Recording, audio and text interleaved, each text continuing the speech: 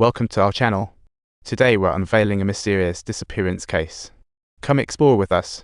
The cohabitation resembles a battle between fiancé and mother-in-law, shrouded in foggy clues missing Hibao, old Eugene, and the truck driver who joined the Car Gods Club. So, Jake decided to hit the bar to try his luck, like buying lottery tickets hoping for the grand prize. Meanwhile, Sayome set off to the convenience store to grab some good vibes. Just as she stepped out of the convenience store, she bumped into that brat from the cleaner family who was never shy about causing trouble with Sayome. He was like a cheating spouse, trying to stir things up between Jake and Sayome, but it felt like throwing sugar into water. No matter how you scoop it, it just gets soggy. Jake hunted clues at the bar, but asking was harder than drinking. Suddenly, a beefcake insulted her family, igniting the big guy's fury. Jake grabbed the beefy guy's collar like playing with the chick, asking, "Have you seen Hyujin?" It sounded like gossip. After snagging the clue, she strutted out of the bar, looking around like a customer who just got a coupon. Of course, someone was tailing her, and she felt like a hunted rookie, the thunder and lightning providing just the right adrenaline rush. Jake slammed the steering wheel like she was dodging a phone call, eventually shaking off the pursuer as if she were in a racing game. The opponent's lolly fell into Jake's trap, and she seized the moment, jumping out of the car like she was in an action. Veterans know handling a corpse is like climbing a ladder, step by step, or it's like failing repeatedly in an endless game. Jake broke a leg like playing Tetris, so wherever there was a bump, she'd smash it, and her hits were no joke. Soon, Jake received a call from the inspector, and the news felt as exciting as waiting for a package delivery. According to the intel, a burnt-out car was in the suburbs. It was like an orphan treasure, and the style could rival Jake's favorite. Jake deduced the fire was arson, a trait of a fire felon. She mixed ketchup and salt, a creative experiment. This concoction became a great metal cleaner. Under some reaction, a QR code emerged, and the trio split up, ready to inspector handled the vehicle while Sayome helped Jake care for the new friends. They worked seamlessly together. At the very moment when Jake slowly opened the trunk, Sayome was almost scared, as if indeed a genuine unexpected guest had materialized before her, causing her innermost, long-held questions to finally emerge. Every time I see them, I feel like wasting my time. How did I pull this off all night? In this protest, I needed to ensure their safe return home, while those three in the village were also busy abusing the kids. We could just dispose of their bodies. That cleaner guy's scheme backfired, making their relationship even better.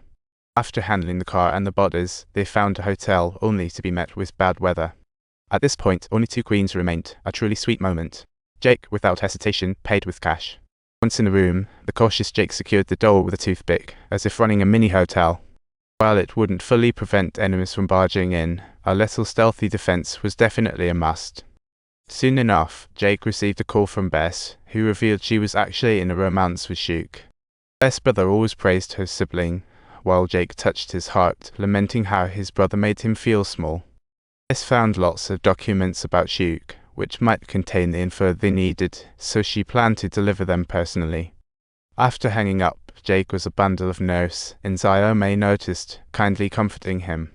Finally, the legendary 17 minutes and 26 seconds mixed gender brawl relay officially kicked off. Even though he was late, it was definitely highly anticipated.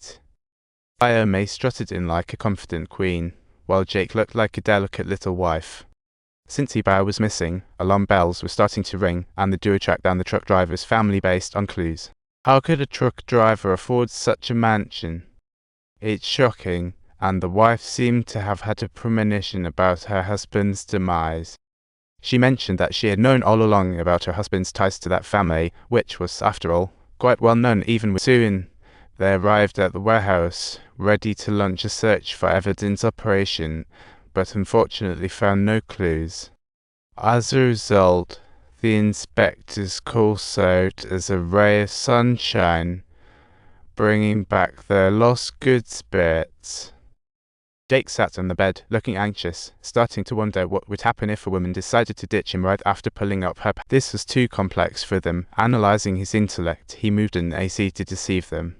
Filling a box with counterfeit bills felt like filming a plot twist movie.